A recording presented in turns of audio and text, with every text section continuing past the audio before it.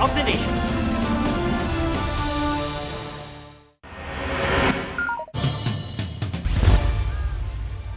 Maga alas 9 ng gabi, isinakay sa isang chartered flight si dating Pangulong Rodrigo Duterte. Wala ito sa live video sa Facebook page ng isang General Fillmore Bondilles Escobar. Kasama ni Duterte sa eroplano ang kanyang executive secretary noon na si Salvador Medialdea. Si Duterte ang kauna-unahang dating Pangulo ng bansa na pinaharap sa International Criminal Court o ICC sa The Hague, Netherlands para sa mga reklamong crimes against humanity. Inanunsyo ng PNP na naka-heightened alert sila kasunod ng pag-aresto kay dating Pangulong Duterte. Ngayong gabi, nagsalita si Vice President Sara Duterte at tinaligsa ang pag-aresto sa ama. Nagpahiwatig din siyang sunod na rin siyang dadakpin ng ICC. Mula Villamor Air Base sa Pasay, may live report si Katrina Son. Katrina? Ato, mahigit doble ang idinamay ng mga pulis na nagbabantay sa mga gate dito sa Villamor Air Base sa Pasay. Dumating din dito si Vice President Sara Duterte. Ayon kay Vice President Sara Duterte, susunod daw siya sa ama kapag inilipad na ito sa The Hague, Netherlands. Meron na raw arrangements sa flight at may kasama siyang mga abogado. Mali raw ang pag-aresto ng ICC sa ama. Iginiit niyang dapat masunod ang proseso ng ating sariling batas. Nagpunta raw siya sa Villamor Air Base para personal na makausap ang ama. Pero nahihirapan daw siya. Wala pa naman daw silang nakukuhang impormasyon tungkol sa TRO na inihain nila sa Korte Suprema. Binanggit din ng bise na binalaan daw siya ng kanyang ina na baka siya na raw ang susunod na arestuhin ng ICC. Sa labas ng Villamor Air Base, nagtipon-tipon ang mga taga-suporta ng dating Pangulo. Galit sila sa ginawang pag-aresto. Bantay sarado naman ng mga pulis. Ayon naman sa PNP, naka-heightened alert na sila sa buong bansa bunsod ng nangyari ngayong araw. Sinabihan ako ng nanay ko, sabi niya mag-ingat ka dahil ikaw ang susunod. Handa naman. Anong handa? Kung maghahanda na harapin, doon handa na sa- para malampasan, mapagtagumpayan. Iniisip ko lang ang gastos sa abogado. Magastos kasi ang mga abogado. So yan lang naman yung concern natin sa ngayon. But so far, napaghandaan din naman yung gastos para sa Yes, my mother warned me about me as the next target for the ICC.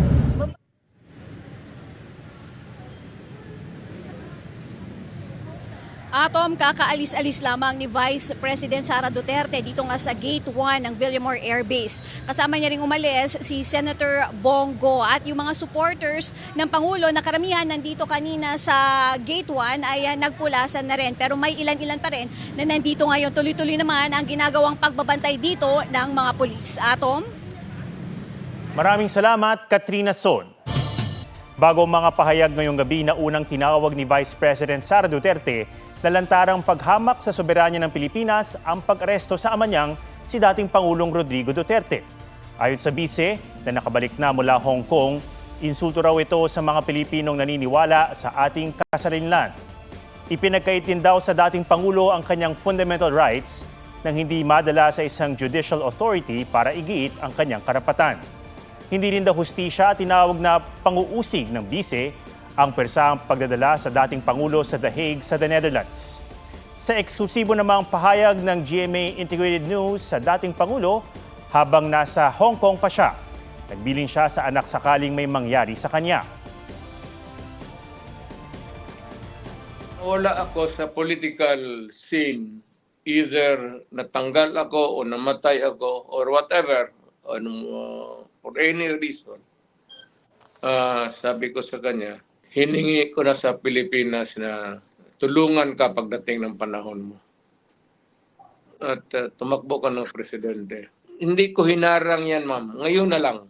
Kung ma-presidente ka man, sundin mo lang yung style ko.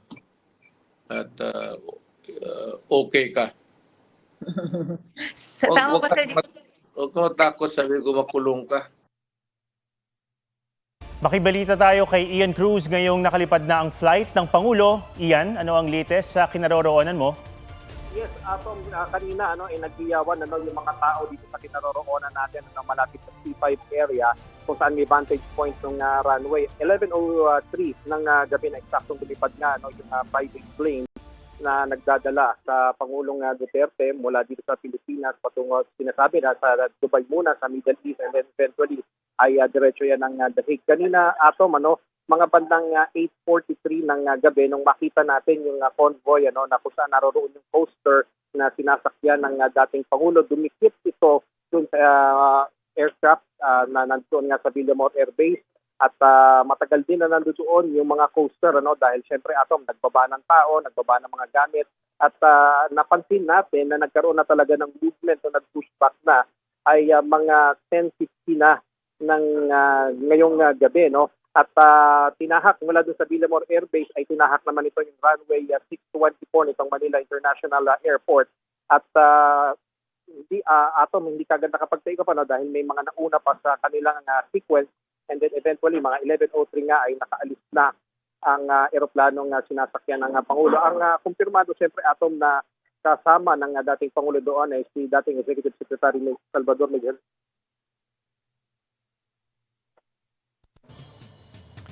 Rin natin kanina, pero yung iba pang mga sakay ng eroplano ay for confirmation pa lahat yan ngayon.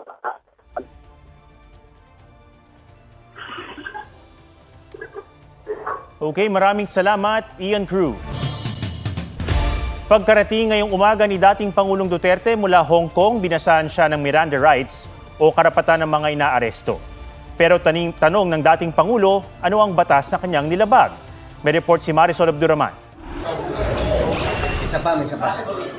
Kasama ng matataas na opisyal ng pulisya ang mga kinatawan ng Interpol o International Criminal Police Organization nang magtungo sa NAIA para arestuhin si dating Pangulong Rodrigo Duterte. Bitbit nilang warrant of arrest mula sa International Criminal Court o ICC para sa kasong crimes against humanity.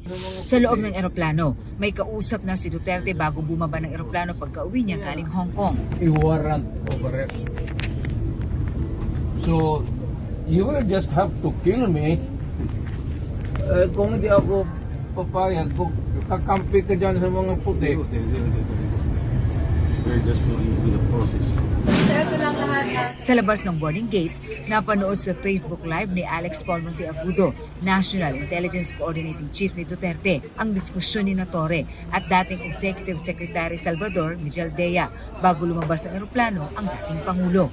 Tuloy ang diskusyon sa tube o dinaraanan ng mga pasahero palabas ng eroplano patungo sa concourse ng Terminal 1. Paglabas ni Duterte ng eroplano, kasama niya ang partner na si Hanilet at anak na si Kitty, sariling mga security at mga dating gabinete. Sa Instagram Live ni Kitty, nakuna ng diskusyon ng kanyang mga magulang. Bong, halika Bong, tinan mo. Abusado kayo na sila. Hindi dapat ito agianan. Ayaw lagi, na ay warrant. Wala lagi wala. Mula na iya, dinala si Duterte at mga kasama sa Villamor Air Base kung saan siya binasahan ng Miranda rights kaugnay sa isinilbing arrest warrant. Sir, you have the right to remain silent. You have the right for counsel of your choice. Anything you say may be used for and against you in a court of law. And I want to ask you, sir, if you understand these rights. Of course, coming from you, it's very clear. Pursuant to Article 25(3)(a) of the statute for crimes against humanity and pursuant to Article 7(1)(a) of the same statute for murder committed in the Republic of the Philippines. Must be murders, hindi lang isa. Inusisa ng kampo ni Duterte ang pag-aresto kung anong mga ginawa niyang krimen at kung bakit sa Villamor siya diniretso. Show to me now the legal basis for my being here. As apparently I was brought here not of my own volition. General naman ngayon. Alam niyo ba na hindi man lang siya na-serve kung anong kaso kung pinag-charge sa kanya ngayon? Hindi niya alam. No? Kahit na PI man lang. Sumusunod tayo sa isang entity na hindi na tayo member. Nag-withdraw na tayo. Questionable warrant of arrest. Ano naman po, sir? Pero malinaw sa ruling ng Supreme Court noong 2021 na saklaw pa rin ng ICC ang anumang nangyari bago ang March 17, 2019 kung kailan isa pinal ang pagkalas ng bansa sa Rome Statute. Sa Kalayaan Hall sa Villamor Air Base ay pinakain ng dating Pangulo at chinek up ng doktor. Bandang hapon, pinadala sa Pangulo ang kopya ng arrest warrant mula sa ICC. Giit ng pamilya Duterte, kailangang i-admit ang dating Pangulo sa ospital dahil sa sakit na diabetes. Sa isang video ni Senator Bongo, naka-oxygen si Duterte habang natutulog. Gusto ng CIDG Chief Nicanor Torre na gawin ang booking procedure kay Duterte sa Villamor Air Base, pero gusto ng pamilya na gawin ito sa ospital. Is that too much? Yes, sir, that's too much. 80 years old siya. 80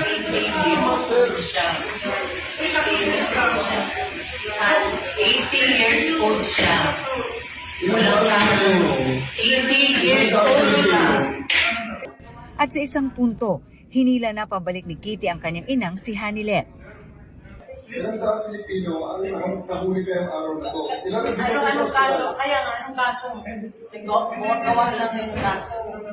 Sir, ilang Pilipino ang ilang presidente na namumok? So that means that you are banking on the inequality of the law because of the March 7, nang ilabas ng International Criminal Court Pretrial Chamber ang warrant of arrest. Tinanggap ng Pretrial Chamber ang pangangailangang arestuhin si Duterte dahil naniniwala ang ICC prosecutor na walang reasonable expectation na makikipagtulungan si Duterte oras na lumabas na ang summons mula sa korte. Dahil hindi na state party ng ICC ang Pilipinas, proseso ang warrant ng Interpol. Bagay na sinabi na noon ng pamahalaan na kailangang sundin oras na sa kanila idaan ang warrant. Mula sa Interpol Manila, ipinasa ang warrant sa PCTC o Philippine Center on Transnational Crime na siya namang nagproseso para sa pag-aresto kay Duterte sa pamamagitan ng PNP. Sa pahayag ng Malacanang, si Prosecutor General Richard Fadulion ang nagbasa ng ICC notification. Tiniyak ng punong taga-usig na naaayon sa batas ang proseso ng paghahain ng warrant sa dating Pangulo. Kung may mga tanong raw sa validity ng warrant, dapat itong questionin sa korte nag-issue nito. Marisol Abduraman, nagbabalita para sa GMA Integrated News. Asa si Bingbong? Bong! Bong, halika Bong, tinan mo. Abusado kayo na. I'm sure you know the subject matter of our little meeting today, this evening. The plane carrying former President Rodrigo Roa Duterte took off at 11:03 p.m. this evening and exited Philippine airspace. The plane is en route to The Hague in the Netherlands, allowing the former president to face charges of crimes against humanity in relation to his bloody war on drugs. The former president was earlier placed in government custody at Villamor Air Base after his common-law wife, Hanilet Avancenia, and members of his entourage arrived at 9:20 this morning from Hong Kong on Cathay Pacific flight number CX-907. Mr. Duterte was arrested in compliance with our commitments to Interpol. Hours before his arrival, Interpol Manila received an official copy of the ICC warrant. This prompted the Prosecutor General of the Department of Justice to serve the warrant. Interpol asked for help, and we obliged because we have commitments to the Interpol which we have to fulfill. If we don't do that, they will no longer help us with other cases involving Filipino fugitives abroad. This is what the international community expects of us as the leader of a democratic country that is part of the community of nations. So I'm sure that the details that surround this what has happened today are familiar to you. I just wanted to to make very, very clear and give you the facts from for the departure of former President Duterte from the Philippines. Thank you. Thank you very much, Mr. President. Kanina po ay nagpaabot ng tanong ang mga miyembro ng Malacanang Press Corps at atin po itong sasagutin. Question number 1. Mr. President, meron po bang pisikal na kopya ng warrant of arrest laban kay dating Pangulong Rodrigo Duterte mula sa ICC? Oh, meron. This came in. Actually, it came in. I received it from Secretary Remulla. I received it at 3 a.m. last night, and I looked at it, and we went back and forth. 6:30, he wrote me again, and he said, "We have it already. We have the warrant of arrest from Interpol." And I said, "Okay, we'll put all our plans into place, and sige, let's proceed as we had discussed." Now that's what's happened. So yes, there is a very clear document that will explain that will explain the basis on how we conducted this arrest of former President Duterte. Sir, is it okay if we give them a copies of the arrest warrant, photocopies of the arrest warrant? Will that be possible? Do we have limitations on that? We have the limitations, but we can. We have here the SILG, who has been, of course, part and parcel of the entire operation. We will provide the PCO with a digital copy. It has been attested by the Secretary of Justice and the Department of Justice as a lawful and legal warrant. We will publish it after this press conference, and you can use it as reference. These are. It's very simple. It's a request to the Philippine government from Interpol to enforce the arrest warrant. And of course, we comply with our commitments to Interpol. We did not do this because it was derived from or it came from ICC. We did this because Interpol asked us to do it. And we have commitments to them, and we lived up to those commitments. Sir, thank you, sir. Second question, sir. Mr. President, sinasabi ng kampo ni PRRD na unlawful arrest daw itong ginawang pag-aresto sa kanya. Well, we followed every single necessary procedure. We had a very good basis on which to serve that warrant and to read him his rights. We followed all the legal procedures that are necessary. So I'm confident that if in further examination, you will find that it is proper and correct. Sir, third question from the MPC. Mr. President, may violation ba ito sa ating soberanya, itong pagkaka-aresto kay dating Pangulong Duterte? No. Bakit naman? Dahil consistent naman tayo. Hindi tayo tumutulong sa investigasyon ng ICC. Meron tayong contact sa kanila, natural. Pero no, not on an official level. We didn't help them in any way. The arrest that we did today was in compliance with our commitments to Interpol. It just so happened that came from ICC. But it's not because it came from ICC. It's because it came from Interpol. Pang-apat po na tanong, Mr. President, sinasabi po nila na ito ay political persecution lamang at may kaugnayan din daw sa 2028 elections. Okay, well, I'm sure sasabihin nila yan. But This case started in 2017 when we were still members of the ICC, and it was during the time of former President Duterte. So I don't see how that can be political persecution on my part, because it was initiated before I even came into the picture. So that would seem.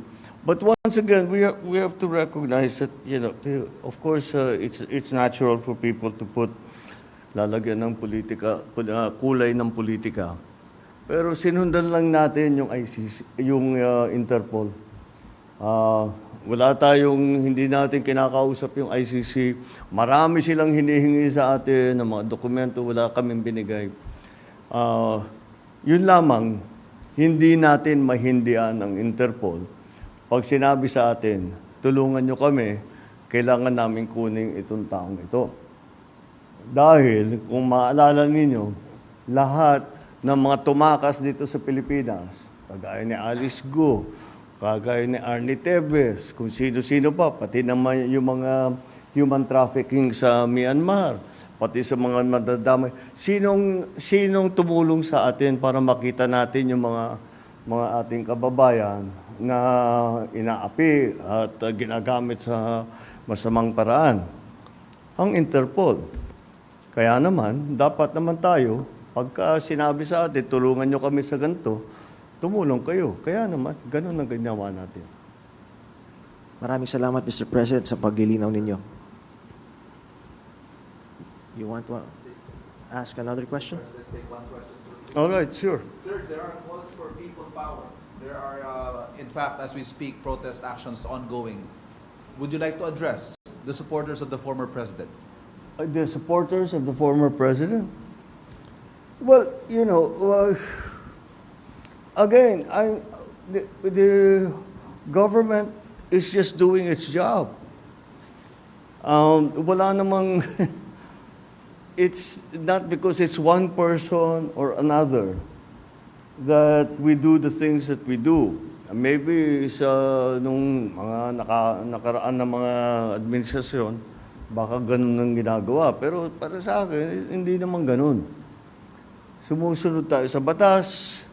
We are a member of the community of nations. We must live up to our responsibilities, to the commitments that we have made to the community of nations. And that is what's happened here. Politics doesn't enter into it. Bakit? Why that? You know, he's never going to be a candidate for anything. Why go after him? Di ba? At saka 2017 pa ito, wala pa ako. Civilian pa ako noon. So this is the evolution of his case, and this is where we end up. Yeah. All right. Thank you very much, Mr. President. Thank you. Thank you. Good evening. Thank you. Kakatapos Diyan na po po ng nagtatapos ang press ating- conference ni Pangulong Bongbong Marcos. Ito po ang pahayag ni Pangulong Marcos sa pag-aresto at paglipad kay dating Pangulong Duterte. Sabi po niya, biyaheng The Hague, Netherlands si former President Duterte matapos mapasakamay ng ating pamahalaan o maisalin sa government custody. Bilang pagtupad daw ito sa ating commitment sa Interpol, at pinabot daw ni Justice Secretary Boying Remulla ang kopya ng ICC arrest warrant. May dokumento daw silang magpapaliwanag sa basihan ng pag-aresto. Sumunod daw sila sa mga lituntuning legal at iginalang daw ang karapatan ng dating Pangulo. Sa ginawang pag-aresto, hindi raw nilabag ang soberanya ng Pilipinas. At hindi raw ito political persecution. Dagdag pa niya, hindi raw natin mahindian ng Interpol dahil lahat ng mga tumakas dito sa Pilipinas ay nakita sa tulong ng Interpol.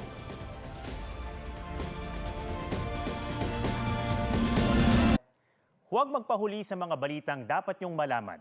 Mag-subscribe na sa GMA Integrated News sa YouTube.